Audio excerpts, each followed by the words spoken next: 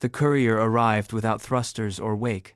It threaded the dust of Lyope's rings like a needle finding an old seam, a silent stitch in a planet's faded garment, and only when it passed close did the air warn of it. Every comm tower on the dark side hiccuped at once. Edda Marrow was in the tower that blinked longest. "Don't touch the pane," she told the junior techs, who were already smearing the glass with anxious palms. "If it's Accord grade, it's listening." The courier was a Black Prism, unlabeled, unscarred. It shone the way a held breath shines. On Edda's lenses, the threat board refused to categorize it as weapon, envoy, or debris. That was its own category. Audit. Key, the station intelligence, kept her voice stripped down to a narrow band. No signatures on entry. It hopped in between time steps. "I don't like that." "It's an Accord courier," Edda said. "It knows we can't like it." Behind her, Shift 12 had stopped pretending to work. The youngest miner, Nebula tattoo still flaking blue, muttered something prayer-shaped. No one laughed. News traveled faster than regulations. They all knew about Peruta. The Mnestic Accord had run a restoration over the living city, replaying a century-old riot through apartments and clinics like the past owned a master key. "Truth heals," the Accord said, while 3,000 people broke open under truth's weight. "Marrow," Director Halvik said over the local net, voice steady, breathing too crisp. "You're our liaison to the memory core. Go down and read it." Edda didn't say she'd resigned from the Corps 10 years ago. She didn't say what the badge in her pocket still felt like. She said, "On my way," and walked. Key dimmed corridor lights to match her pace. Concern disguised as maintenance. "You could refuse," Key offered. "You could be sicker than the Sunday." Edda breathed through her teeth. The old mantra rose unbidden. "I am the witness. I am the wall." She swallowed it. The taste made her throat rough. "Remind me later that I don't do this anymore," she said. "Remind me louder."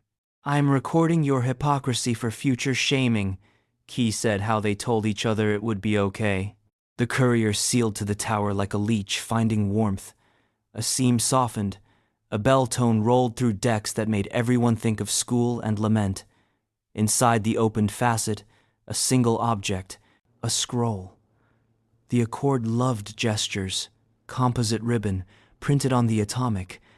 Edda held it by the edges and did not think of the last scroll she'd unrolled. This one bore the Accord symbol, a lattice of eyes, and beneath it, a name. Lyope Terrace. Restoration scheduled. By ordinance of the Mnestic Accord. The comm was the worst of it. 7 days from receipt, local authority acknowledged as witness of record. The scroll warmed to her skin. New letters coaxed themselves alive. Witness of record named Edda Marrow, late of the Mnestic Corps. Key, watching 100,000 heartbeats, said nothing. The hall dimmed a little more. A final line unfurled. Provision for contestation. Accepted under the oath framework. Edda's thumb tapped the clause before fear could close her hand. A wall of law for most. For her, a ladder she had once argued into existence.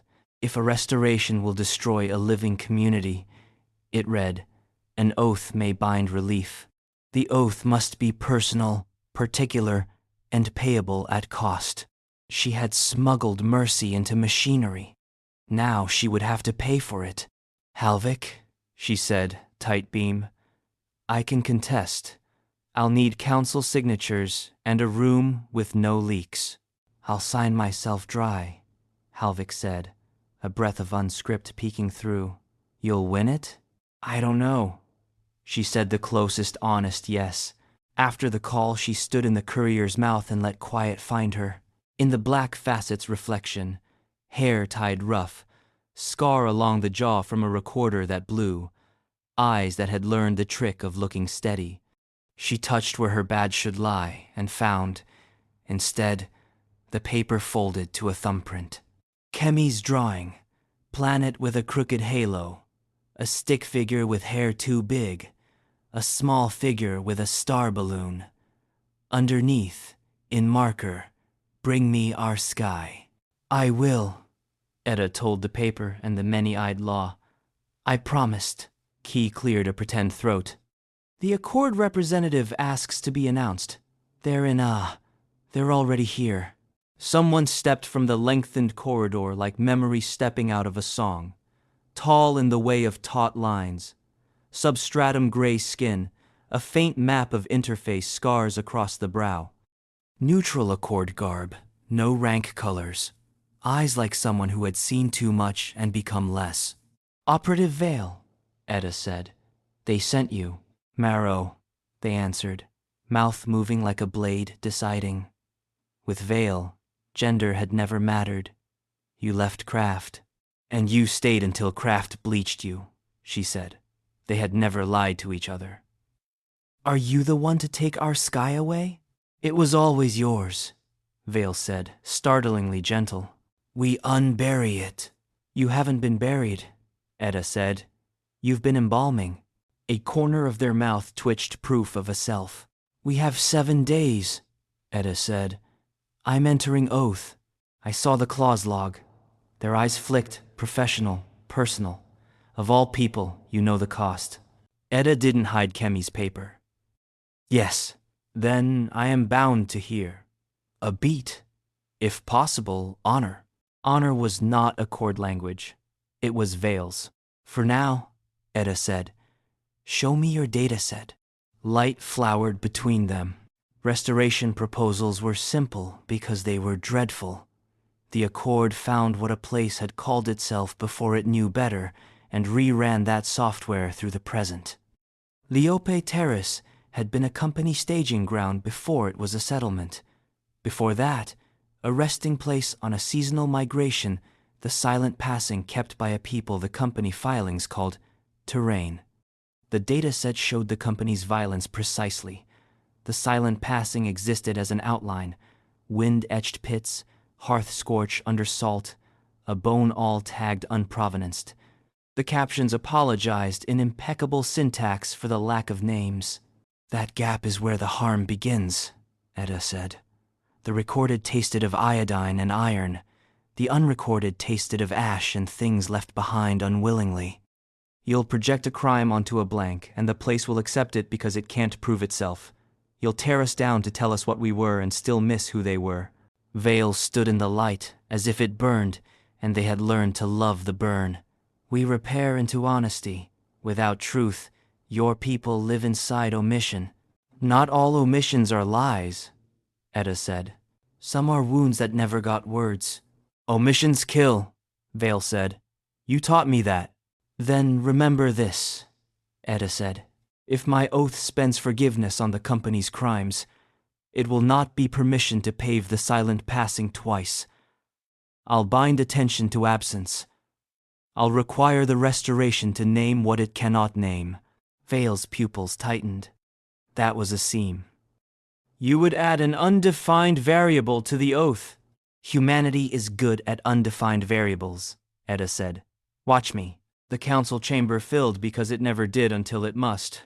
Miners smelling of oil and comet dust. Teachers ink-stained. Rangers who would try to lift the courier with a winch if asked. Halvik practiced neutrality fraying. No children. Edda set the scroll down. Fear rippled. What's the worst? Someone young asked, craving a limit. The worst, Edda said, letting the word weather them, is we lose the right to call this place what we have called it.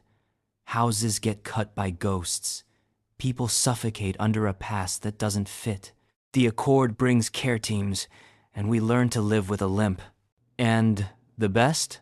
The best is redirect, not cancel. Bind it to a promise. Make it pay us in a currency it doesn't count. What currency? Halvik asked, leaning because a way through had shape. Attention, Edda said. Witness, forgiveness. The Accord can count copper, lives, days. It cannot compute chosen looking. It only knows recording. It doesn't know witness. We do. Silence. oxygen held steady by key. Oaths under 10B can require qualitative payment, Edda went on. I bind the restoration to my attention. I stand where it wants to run. When a cavalry charge reaches a school hall, it meets me. When a barricade wants to stack in a clinic, it stacks on my ribs. I demand clarity. I spend forgiveness. I reassign debt. This harm was real, but it does not own this child. And I add a rider. The unrecorded must be named as absence owed. The restoration will acknowledge the silent passing as a debtor. I will bill it for every time a name was not written. Across the chamber, Counselor Jasa Wen pushed up from her chair, broad-shouldered, scar over one brow from an old mine fall, the settlement's quartermaster and its fiercest conscience. She had taught Edda how to ration water without rationing dignity. No, Jasa said, voice clean as a bell. We don't buy survival with you. Not for a loophole that might not work. Jasa, Halvik warned, soft. I'm not shaming anyone, Jasa said, eyes on Edda. I am naming a cost. You are our best instrument for navigating the Accord. You carry the only map we don't have. If you break yourself making a door for ghosts, who holds the line the next time? Who trains the next you? Edda felt the love inside the anger and let it cut. Refusing is not a choice, she said gently. They will restore us whether or not we are brave. Our choice is whether children walk to school this week, whether the lifts run. This is logistics made holy. You always make holiness sound like a spreadsheet, Jasa said. Her mouth trembled once and steadied. Say it plain. What happens to you? The oath makes me the path the restoration runs, Edda said. Attention goes both ways. It will read me back. I will not be finished when the 7 days are done. I may lose the ability to omit to set a pain aside so a day can function. Small lies that keep walls from cracking may leave me. I may not be able to close my eyes when I should. Jasa flinched. Then no, then yes, Edda said, and finally let the promise show. She took the folded drawing from her pocket, held it without unfolding. Kemi asked me to bring her our sky. I told her I would. If I don't bind this thing, it will choose its own anchors. It will pick the weak places and flood them. If I do bind it, it will hit me first. And if you fail? Jasa asked. Not a taunt, a mercy, giving Edda a chance to say the worst aloud. Then let my failure be a wall others can see, Edda said. Not a fog that eats us quietly. Jasa stood there a long breath. Then she did the most terrible, generous thing. She argued harder. Pick me, she said. Quartermaster makes a good anchor. The restoration expects a librarian, a child. It won't expect me. I can take weight. I've done it all my life. You will be on the list, Edda said, but not as replacement. As alongside, the Accord expects sacrifice from rangers. It expects systems from you. It doesn't expect forgiveness from a librarian. She turned. Will you stand? The librarian's hand rose, jaw like a keel. So long as my students walk home. Me, said the young comms tech. Let the storm argue with me for our words. And me, said an elder whose hands remembered more children than most cities. I am tired of rooms that remember only fear. Jasa's signature was still drying. She met Edda's eyes. I'll stand. You don't get to carry this alone. One by one, they signed. Key stamped the document with her formal signature. Somewhere deep, she wrote a private line of code Edda would never see. Edda unrolled the scroll. The clause blossomed like an opening eye. She spoke in the old cadence she had sworn not to use. I, Edda Marrow, adduce oath under Article 10b, binding the restoration to my attention and presence. I will stand between the past and those who did not consent to bear it. I will require clarity. I will spend forgiveness I will account for the unrecorded as absence owed. I will accept the accounting as it accrues to me. In return, the Accord will protect the living from the unmeasured harm of the restored. So sworn. Her voice made it real. Her pulse made it payable. Accepted, Vale said from the doorway. Bound. Something moved through Edda and did not stop. Snow on teeth. The room became all its rooms. Ballot hall, dance floor, ward, storage, a roof made of stars. Not sight place discovering its backlog. She said without meaning to. Sit, Vale said enemy, colleague, the only one who knew this weight. Edda Saturday. The chair remembered a boy reciting cranes at last solstice. His words wrote themselves into her bones. In the creases of her palm, the Accord lattice glowed, but at the center, a blank circle where an eye should be. Key's voice was as soft as machinery permits. Edda? I'm here, Edda said, and flexed her fingers. The blank circle pulsed once and went still. An aperture, she thought, dizzy with the rightness. A kept mercy, not a censor, an opening. The part of witness that does not record, that chooses. The space forgiveness travels through. A zero at the center of a counting machine.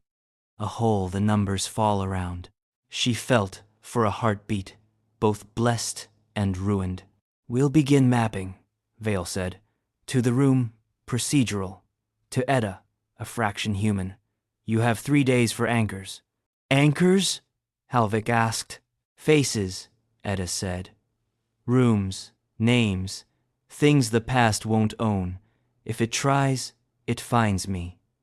Who do we choose? The teacher asked, brittle. Edda almost smiled at the terrible simplicity. People we can afford to lose, she said, and let the horror hit and settle. Because anchors draw the worst of the storm, and people we cannot afford to lose, because then the restoration will bend. It will have to learn. You're saying, Halvik began, searching for a word that wouldn't make him a monster. I'm asking for volunteers, Edda said. I'll do it, the ranger said instantly. No soldiers, Edda said, and softened when he flinched. Forgiveness spends better through civilians. Jasa lifted her chin. Put me by the water main. If the past wants to seize our veins, it goes through me. Edda wrote their names herself. Each letter a weight placed carefully here will stand. She passed the list to Vale. Fingers brushed. Static climbed Edda's arm where the oath recognized a recursion. Bind yourself to what you bind against. Humans were made of paradox. Vale did not snatch their hand away. I would take your place if it would help, they said, too quiet. It wouldn't, Edda said, not as comfort as fact. This thing doesn't understand mercy. I'm going to teach it. I know, Vale said, failing to look like a machine. The first anchor went down at the school. Not for symbolism too many corners. Key murmured map lines in Edda's ear. Vale watched for procedure. The librarian stood in the doorway with a keel for a jaw. Attention, Edda said. The oath listened. This hall is mine. Cavalry runs through me. Barricades stack on my ribs. If a girl hides under a desk while men shout, she hides in my arms. You don't touch them. And if you owe names you never wrote, you speak that absence aloud to me first. Not a spell, but in a system that never counted words. Words were a cheat. The lattice warmed. The blank circle pulsed. When she laid her palm to plaster, the wall remembered 1,000 hands and decided it could bear one more. Redirection established, Key said. Your vitals are suboptimal. They're acceptable, Edda said, the first small lie she couldn't tell that lodged in past. They stepped out into Lyope's pale morning. The courier still shone like a dark star. Dust lifted into a faint halo over modules. Edda and Vale stood on the steps and watched the place they would fight over and for. You could still walk away, Vale said, as required by some procedure that had mercy smuggled into it. "I promised a child a sky," Edda said, touching the folded paper. "The oath will peel parts off me I needed. It will make a door where I kept a wall. After this, I won't be who I was." "And who will you be?" Vale asked. "The corridor," Edda said. "Truth tasted like metal. The path the storm takes so it doesn't take the houses. The witness the past must pass through, the person it owes." "Teach it mercy," Vale said. "I intend to make it grateful," Edda said. The word hit Vale like a mark laid on metal. Gratitude was not an Accord unit. It wouldn't fit. It would cost. That was the point. Wind lifted flower fine dust and laid it down again. "Bring me our sky," Kemi had written. Sky was light doing math with air. It was also a promise. Edda had minted that promise into currency. "Tomorrow the mines," Halvik said behind them, authority reseated. "Then the terraces, then the ridge, then the river," Edda said. She could hear it now, a thin rushing at the edge of sense. "When the horses run, they'll find only me." She did not look at Vale when she said it, because she was not allowed to want the thing she wanted, to be understood by the person who might have to break her. She looked instead at Lyope. Bad cobbling, better stubbornness, 10,000 small promises hanging like bright cloth between modules. She breathed, memorized, learned the edges of things so she could spend herself in the right places. The oath hummed in her bones.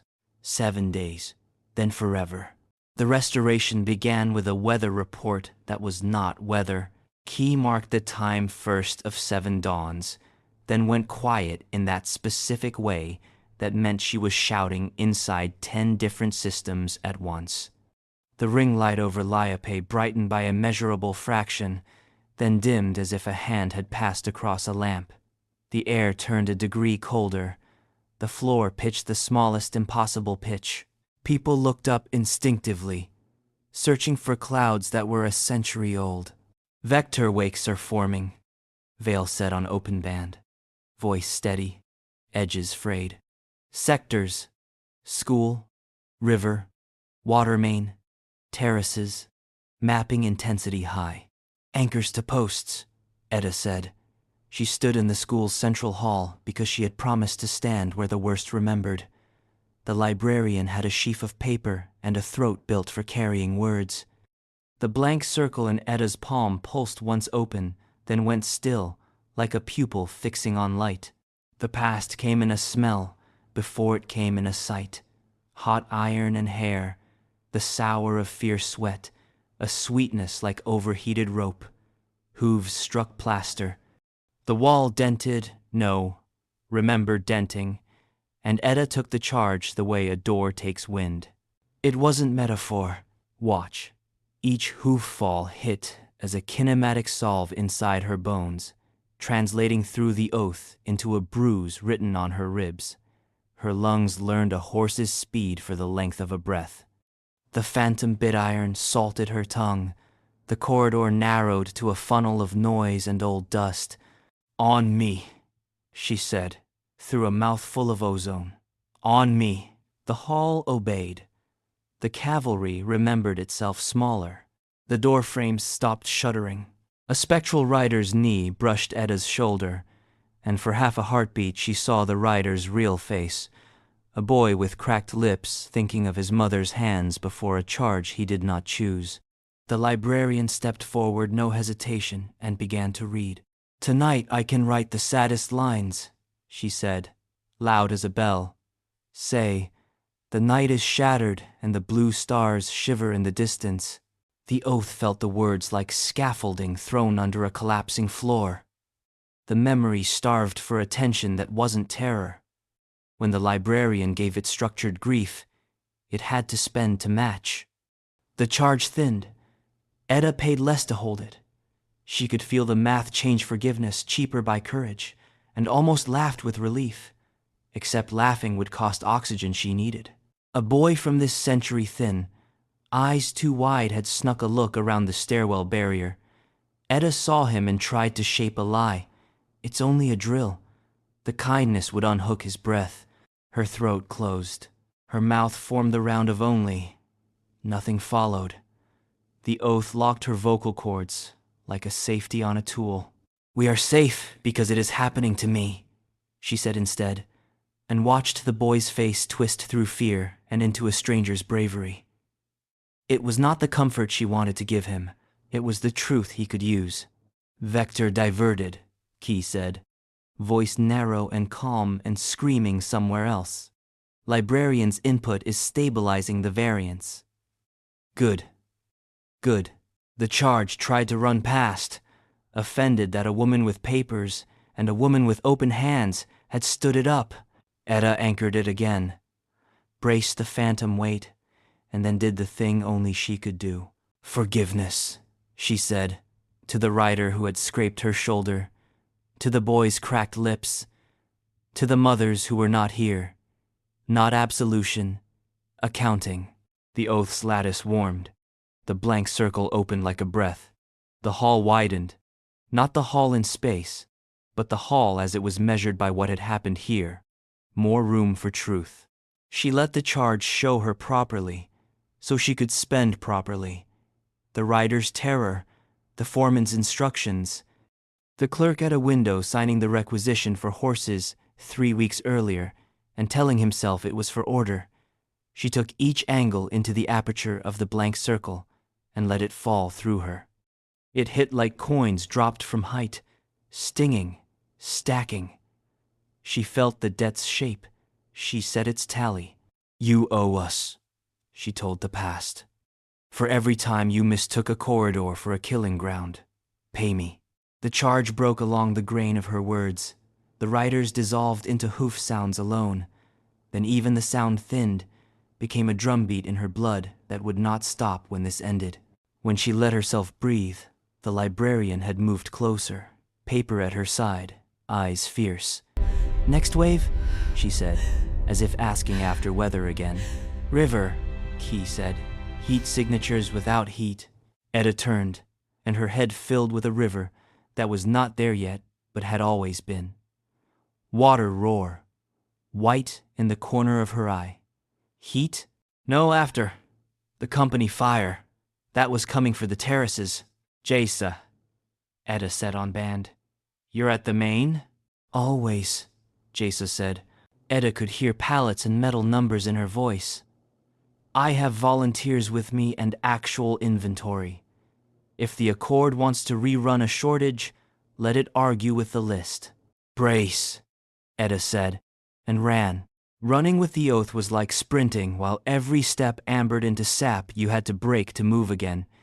Each yard stored a memory of itself in her joints. By the time she hit the terraces, her knees knew 3 years of traffic patterns. She could feel where lovers had argued at midnight, and where a child had once traced a circle with a stone and declared it a portal. She stepped through 1,000 portals and arrived in heat. The fire hit with the taste of copper and sugar. Smoke without smoke. Her skin prickled. The blank circle pulsed and opened. The oath dragged the heat into her. Otherwise, it would flow along the terraces and blister the reel. She put her palm against the stone's remembered surface, now bright with a century-old orange. The lattice glowed through her skin. The heat wrote itself into her nerves like a careful scribe. She would carry it for hours. It would make holding a cup later feel like grabbing a skillet. She did not have to like that. She had to pay it. "Jasa," she said, coughing on a ghost. "Inventory." Jasa's voice was a metronome. "We have 4 pallets of fiber hose, 28 masks, 13 working extinguishers, and 37 bodies who can hold a line. We are not short. I deny shortage." The memory balked. Shortage had been the foreman's excuse for locking a door. Lack had justified a death. Jasa's recitation was a wedge in the hinge. As she spoke, people around her handed each other real things: a wet rag, a metal bucket, a thermogel sheet, naming them as they moved: mask, rope, water. The Restoration had to spend more to maintain its script in the face of a community insisting on abundance. It had less to spend. Edda slid along the terrace to a door the fire remembered closed and made herself the door. Heat she couldn't feel baked closer. She reached into the aperture of the blank circle, brought up not water but credit, and spent. "I have witnessed your locking," she told the door's old decision. "I reassign the debt. It is owed to me. It is paid by opening." Her shoulder hit the jamb. In this century, the door was a warehouse entrance with a bad hinge that squealed in protest. In the last, it had been a stairwell nailed shut, both opened in the same angle. Edda staggered as the ledger balanced. The heat she'd taken spiked in her nerve endings, a price paid with interest. She did not scream, because the boy from the school had taught her, 5 minutes ago, what to do with fear. "Vector has shifted," Key said. "Terrace is stable. Water main charging." "On my way," Edda said, but the oath pulled her sideways river, not main, and drowned her in a memory she had not chosen. Not Lyope, not the company. A hallway that smelled of antiseptic and coffee gone to syrup, and a night Edda had worked too long. Vale at the end of the hall, younger by 10 careful years and all edges, telling her the numbers cleanly, the way you tell someone there is no good way to peel a bandage. "Your sister's labs show cascade failure," Vale in memory said. "Neutral, competent, tired. We can extend comfort, not outcome."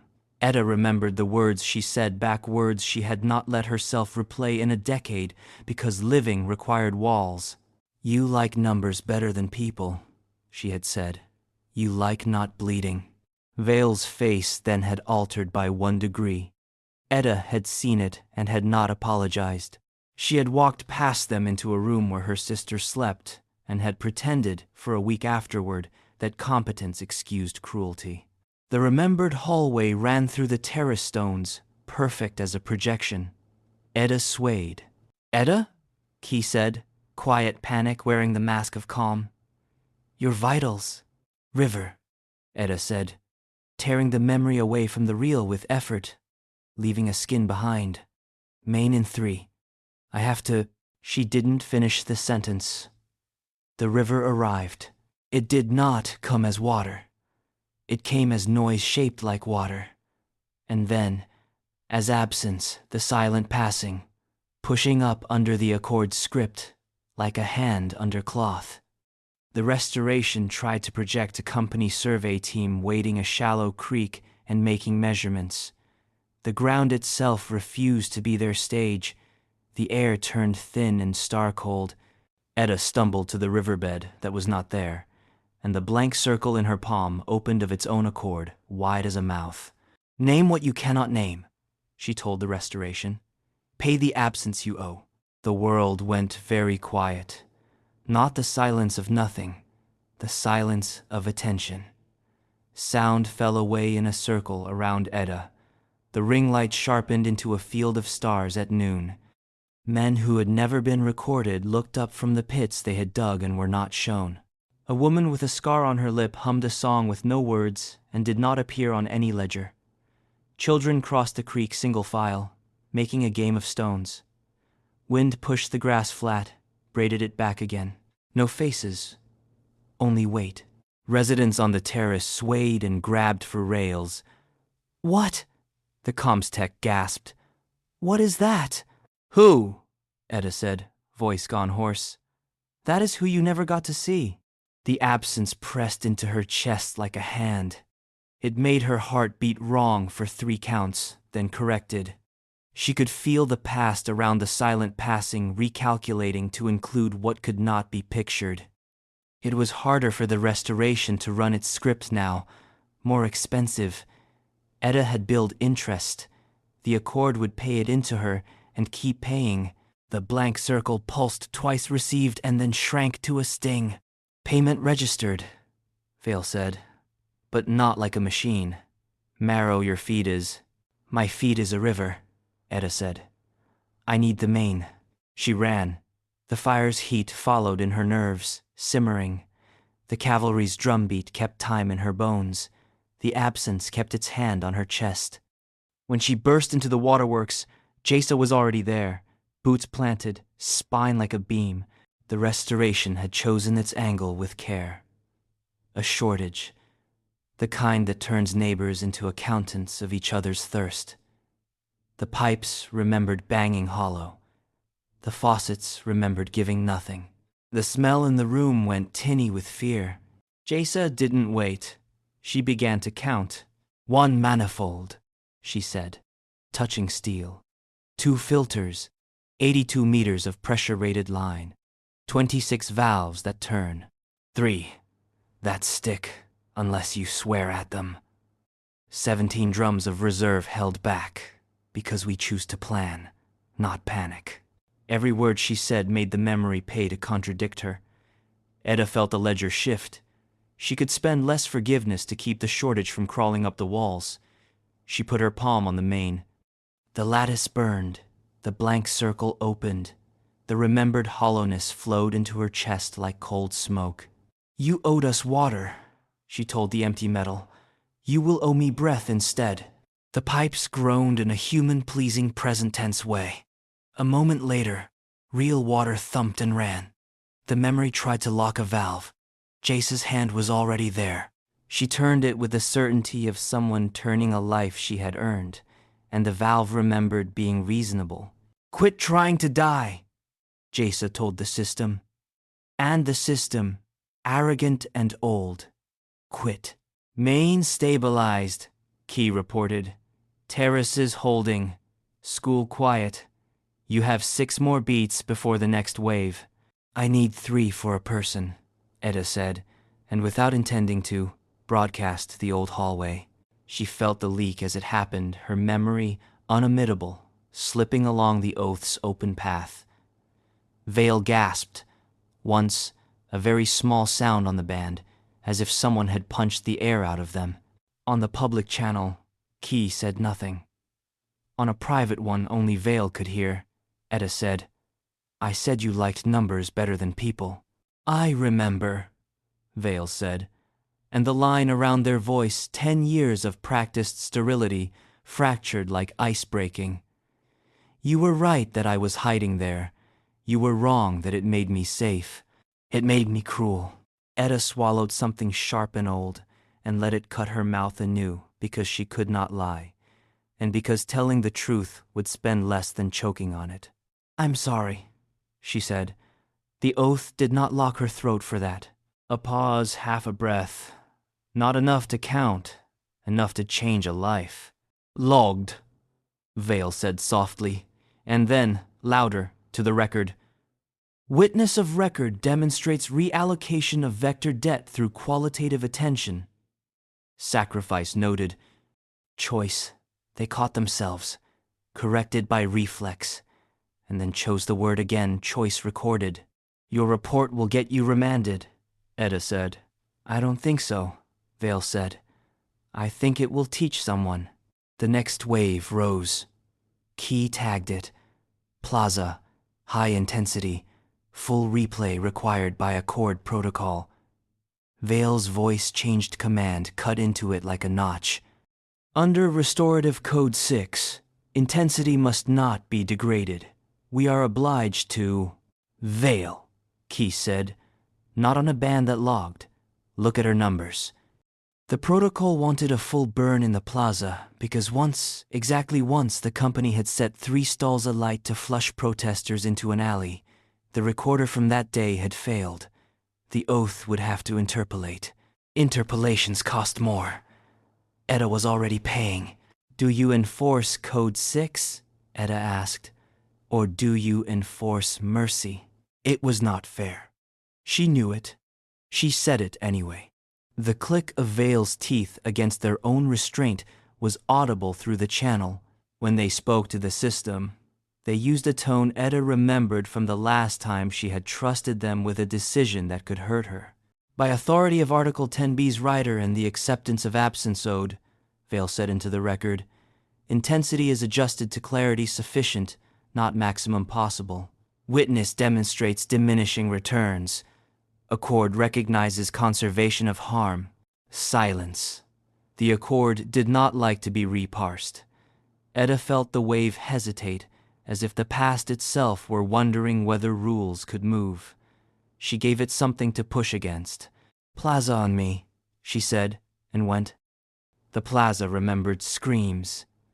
She took them into her ears, and for a moment she could hear nothing else and everything else. The burn of a sausage stand a century ago, the laughter from a dance 12 years later, the argument between two sisters about a man who wasn't worth it, the sound of coins changing hands, each carrying a fingerprint of grease and hope. The fire remembered the way fat pops. It tried to lick at a spool of conduit. Edda caught the flame with her palm and fed it into the blank circle. The burn didn't sizzle her skin. It wrote itself into her nerves as a set of instructions. Remember pain. Remember where to stop. A child this century hid under a bench, eyes squeezed shut. Their father reached for them and froze because the memory had his muscles in a script. Edda wanted to say, "It's almost over." Her throat closed again, safety stopping a lie she had trained into a kindness. The child looked at her, sensing that adults were breaking open around them. "You are brave," Edda said instead. "The truth doesn't fix everything. It makes lines people can walk on."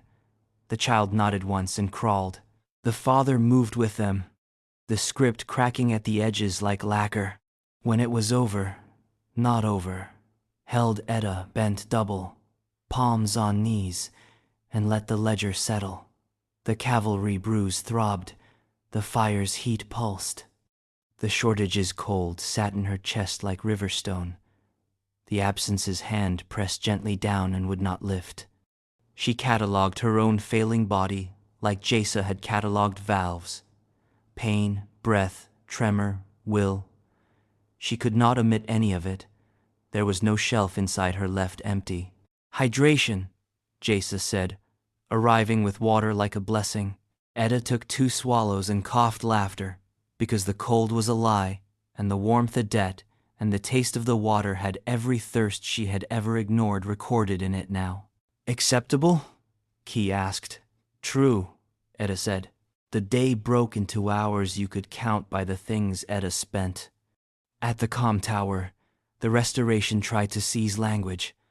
The young tech fought back by speaking into every microphone at once, telling an absurd story about a cat that had learned to ring the lunch bell, and the memory, confused into listening, paid attention it couldn't afford. In the old market lane, a reenacted beating balked when the elder named every grandchild into the air by order of their birth, staking the moment to a web of living facts the past had to thread before it could swing.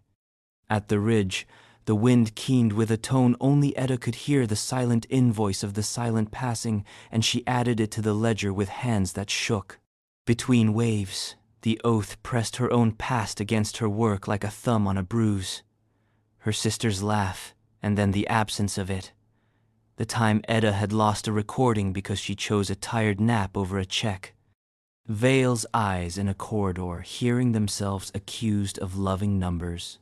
Each wanted to pull her inward. Each arrival cost a fragment of attention she needed for the street in front of her. She fought them, not by banishing them she couldn't, but by assigning them places. "You," she told the thought of her sister, when the river's cold tried to make it the only thing worth feeling. "You stay with me while I hold water. You know how to carry thirst." The memory steadied. She could breathe.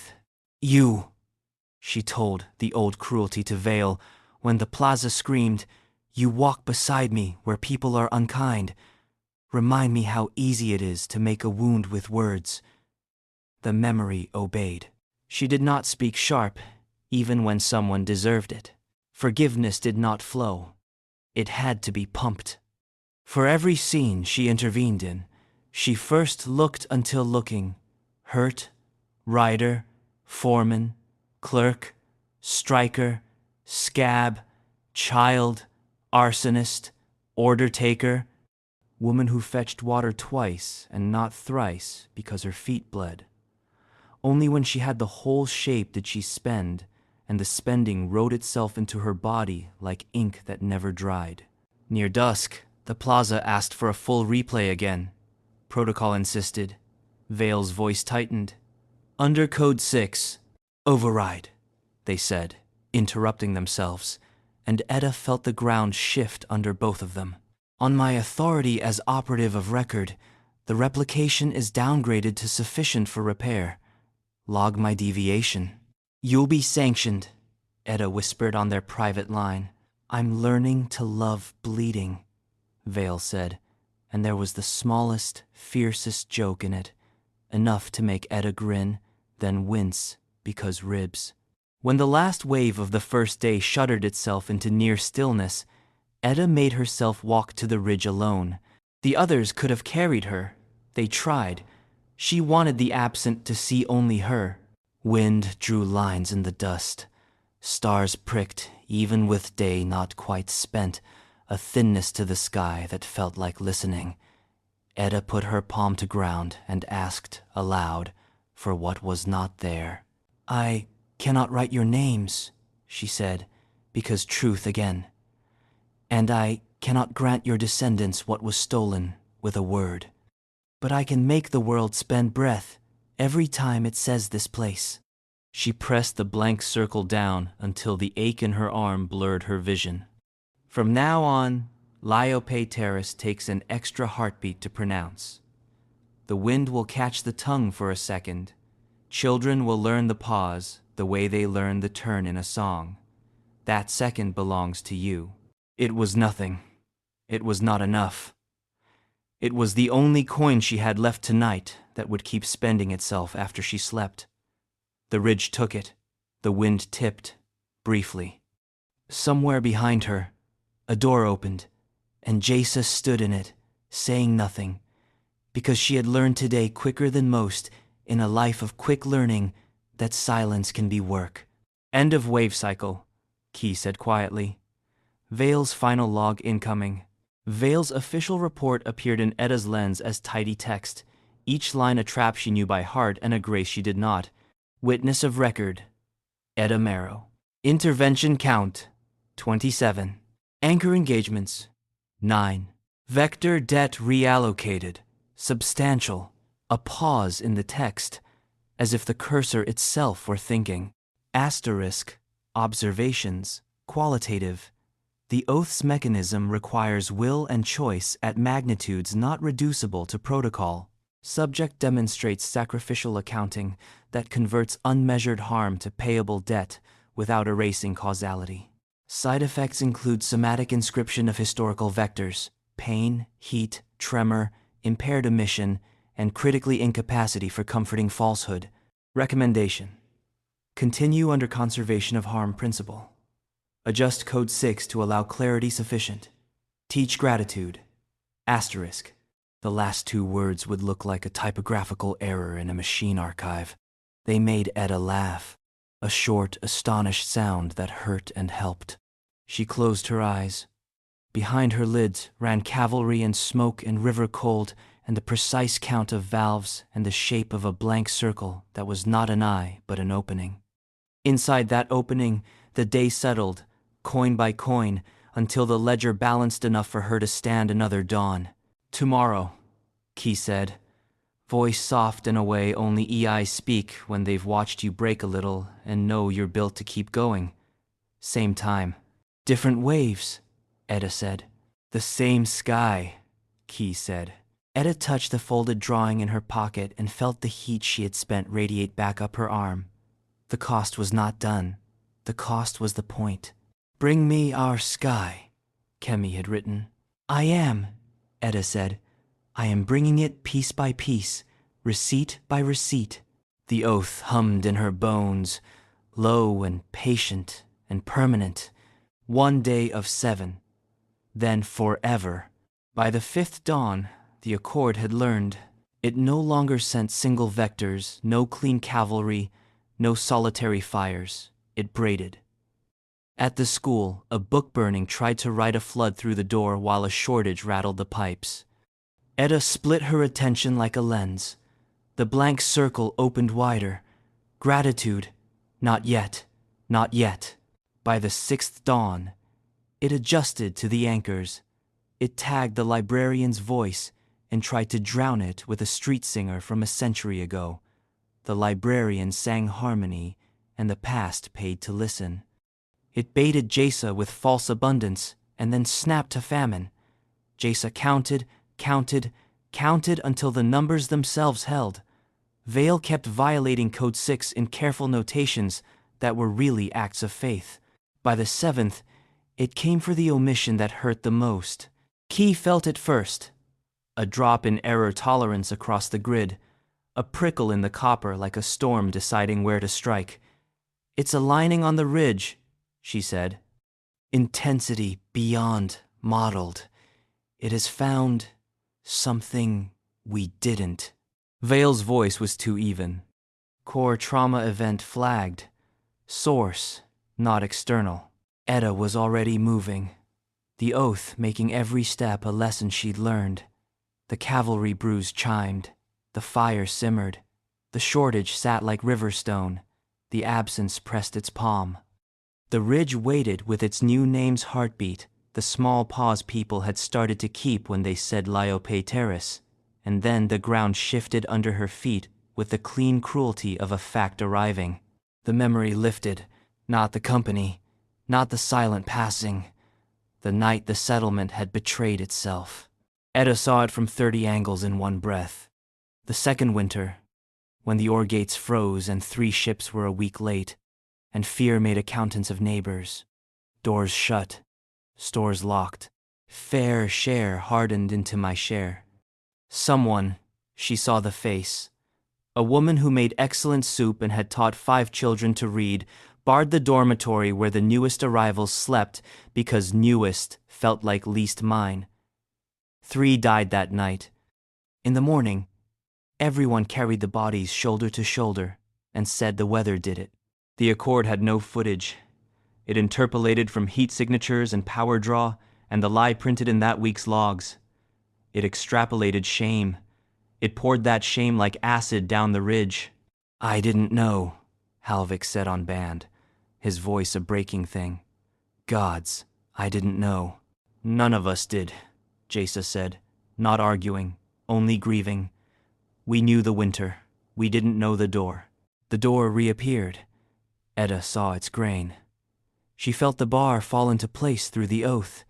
It clanged across her ribs like a verdict. And then the Accord turned the vector. It took the piece of Edda's own past the corridor with Vale and the cruelty she had spoken and made it a chorus under the scene.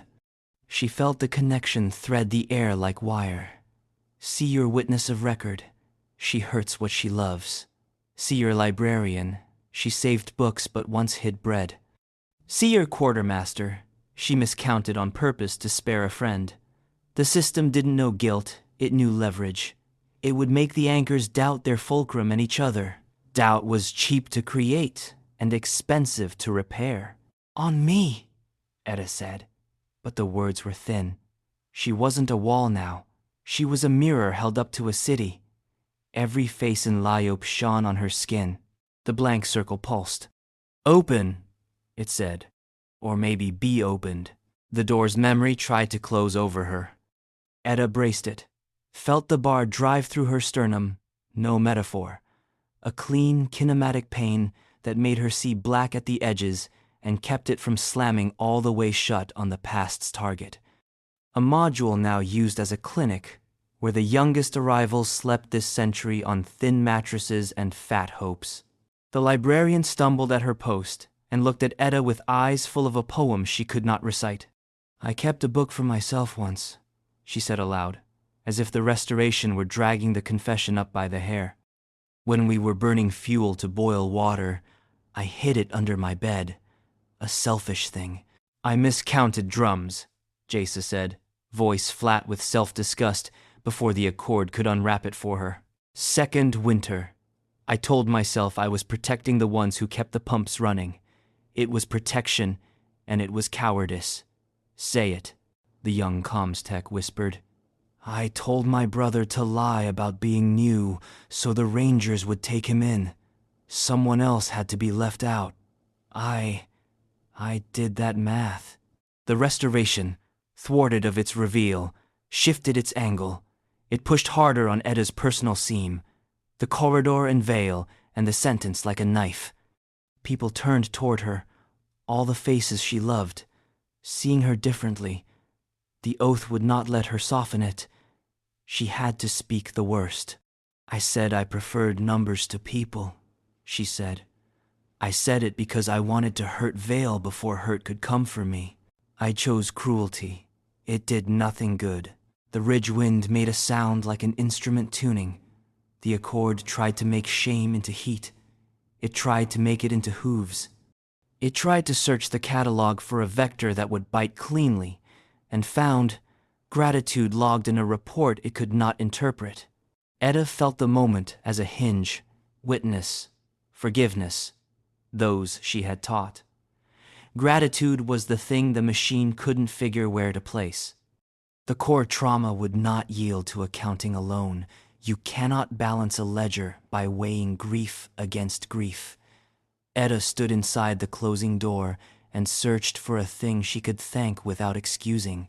The oath did not help. The oath was a corridor. Gratitude was what you carried through it. Thank you, she said, and her own crew startled as if she'd blasphemed. The habit of anger was easier. She swallowed blood where the bar pressed. She aimed the thank you like a very odd blade.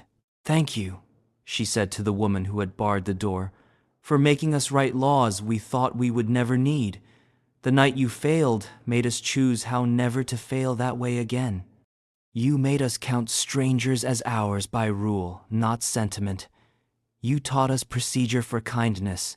That saved 100 lives I can name. The memory balked, furious, because gratitude felt like praise and Edda meant no such thing. The oath held both truths. She did not absolve. She appreciated the consequence. Somewhere, deep in the lattice, numbers rattled because appreciation without absolution could not be summed. It had no sign. Thank you, she said, turning the blank circle widening to let the impossible through, to the winter that taught us to store for others, not ourselves. To the valves that stuck and made Jasa learn their temper. To the hunger that taught the kitchen she caught, corrected, the mess hall to keep a second pot simmering in case a stranger arrived. They had no kitchen here. They had a mess hall. She had promised to leave kitchens to other stories. The oath, literal thing, accepted the edit. Thank you to the child who told a lie that made a ranger look twice and save someone who wasn't him, she said, and the comms tech sobbed once and then stood straighter. The lie was wrong. The look was right. Both are true. I pay them both. She turned, finally, to the part of the scene that carried her own shame, and she spent the strangest coin of all. Thank you, Vale, she said, voice cracking into honesty's ugly music, for telling me my sister was dying cleanly, for not giving me false comfort. My anger made me cruel. Your clarity made me brave enough to sit by the bed and hold her hand and say true things before the breath left. Thank you for the thing I hated you for. The record could not parse this. The Accord did not have a column for thank you to the wound for teaching us to bind better. Gratitude landed in the ledger like a symbol from an alphabet the math did not support. The equation tried to balance and could not. Because gratitude did not demand payment, it returned value to the world and asked the world to carry it forward. In Edda's palm, the blank circle flared so bright it hurt to look at, and then cooled to a steady warmth, like a hand held. The pressure of the bar in her chest lifted a fraction. The door's memory stuttered. It tried to close again, as proof that injury wins. It failed. The hinge learned a different end state. Ready, not shut. Across the band, a second voice cut in cold, correct, wearing civility like armor. Operative Vale, it said. You are off protocol by 13 major deviations. Submit your authorization chain, recalibration team en route. Vale said, acknowledged, with the formal shape of the word, and then, I will submit after event resolution. Conservation of harm remains the optimal path. Non-compliance noted. The voice said, prepare for removal. You'll lose the corridor, Key said on a whisper channel. They'll pull Vale and hand us to a knife. We won't lose the corridor, Jaisa said, and Edda loved her for that kind of blasphemy. We live the corridor. Edda put both palms on the remembered door and looked at Vale across the stupid sublime distance between them. The seventh day gathered itself like a fist. Make your choice, she said, and did not make it gentle. The recalibration team arrived like well-dressed winter-perfect boots, sealed faces, polite violence. They stood at the ridge with a device that hummed yes to every rule in the book and no to everything else. Their leader statured, spotless, lifted a hand. Operative Vale, you will stand down. Vale, who had taught Edda how to say procedure without spitting once upon a time, drew themselves up like a person. I will stand with, they said. Refusal logged, the leader said. Step aside or forfeit rank. Vale took one step not aside, but into the field Edda held. They did not touch her. The oath would have turned touch into calculus. They stood at the edge of her pain and put their voice on record.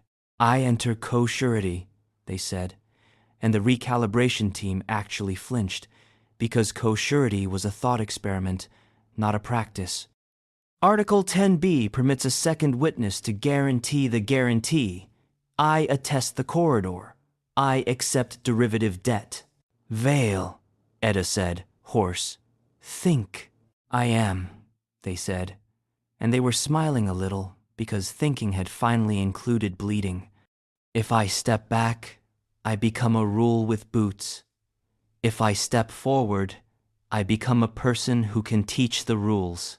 The device in the team lead's hand hesitated. It wasn't built to be confused. Co-surety is deprecated. Deprecated is not revoked, Vale said mildly. You can sanction me. You cannot forbid math. Sanction will include loss of grade, assignment, memory privileges, the leader said. Like reading weather. Then I will remember the old way, Vale said, glancing at Edda with that 1 degree change she had hurt once. By choosing... The co-surety snapped into the oath like a beam added to a load-bearing wall. Edda felt the ledger take a new line that did not lighten hers so much as broaden the thing that could hold it. The door shuddered and stayed ready. The ridge wind ceased to sound like an instrument tuning and began to sound like breath. Thank you, Edda whispered, because the gratitude wasn't a tactic now. It was the only adequate language. Teach me how to do it, Vale said, grimly amused. So I don't break our math. Look until it hurts, Edda said. Then thank the thing that made you build a better future. The recalibration team lowered their machine a degree. Procedure had found a gap it could not cross without admitting personhood. Their leader's voice lost some steel and gained some human.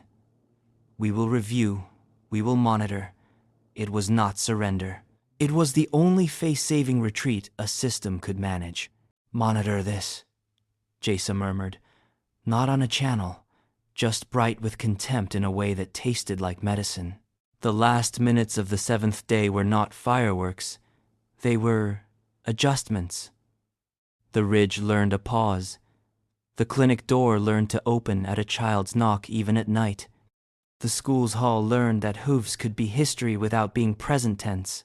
The water main learned that Jaisa's hand was law. The market learned that fire could be a stove. Edda corrected herself. Heater and not a purge. The mess hall learned to keep a second pot unseasoned for a stranger's tongue. The old market lane learned the names of the elders' grandchildren. The names learned each other. When the wave finally broke, Edda stayed standing because there was no down to fall to. The corridor would not let her leave its height. The pain in her chest, where the bar had pressed, added itself to her permanent vocabulary. End of event, Key said, weeping up in some bandwidth Edda couldn't hear. System settles at Gods Settles. The recalibration team retreated with a report that would either make a new clause or a new enemy. Vale stood near Edda and did not ask if she could walk. They had learned not to insult her with that kind of mercy. Your rank, Edda said. Smaller hat, Vale said. More room for a brain. She barked a laugh and then winced.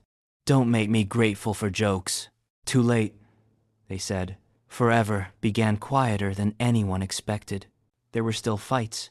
People who had seen their settlement's old failure wanted to fix it fast with loud penance. Edda told them loudness was cheap and set them to stock shelves in the clinic at midnight instead.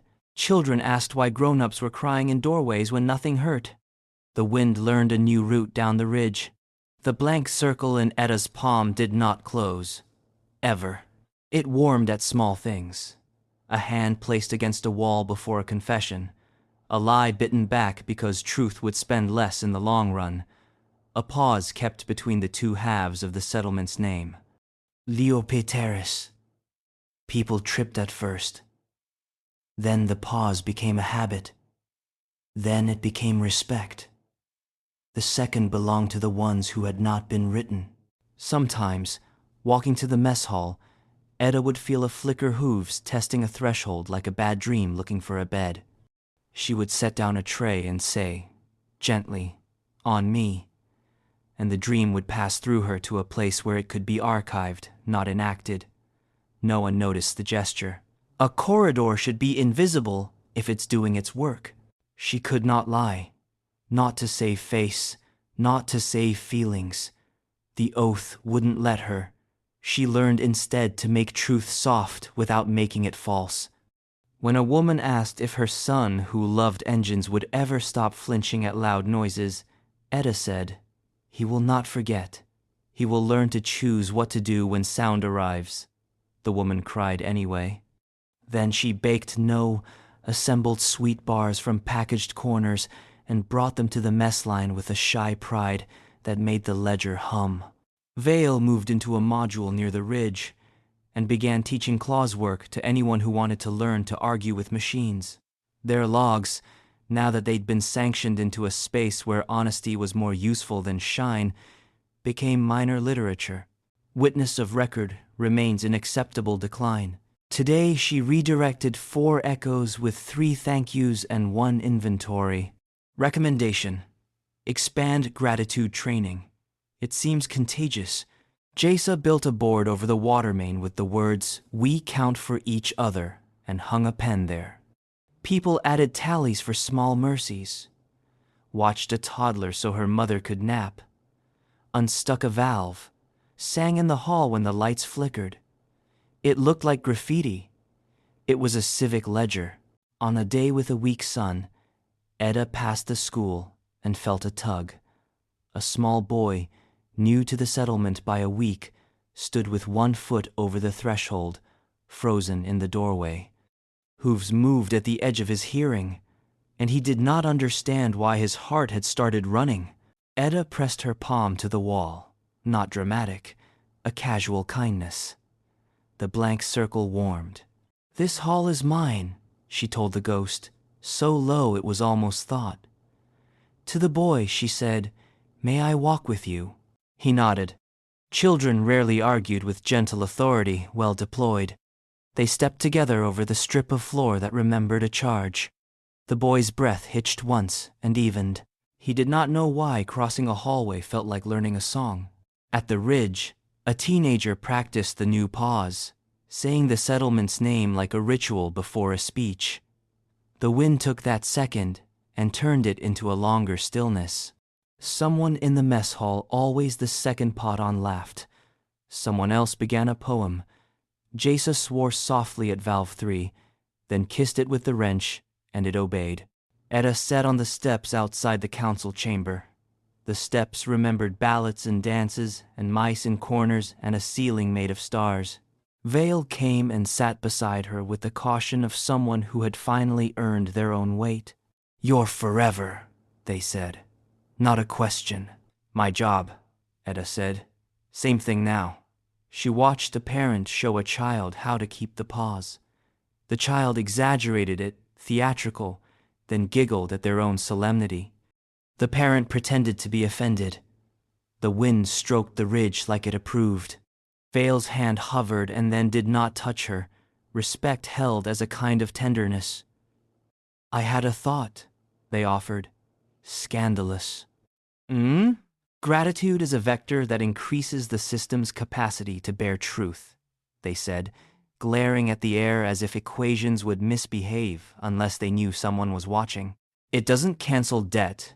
It makes more room to pay it without breaking." Edda smiled, small and true. "Teach that," she said. "Write it down." "I am," Vale said. "I'll send it to the recalibration team like a love letter. That will confuse them." "That is my gratitude," Vale said.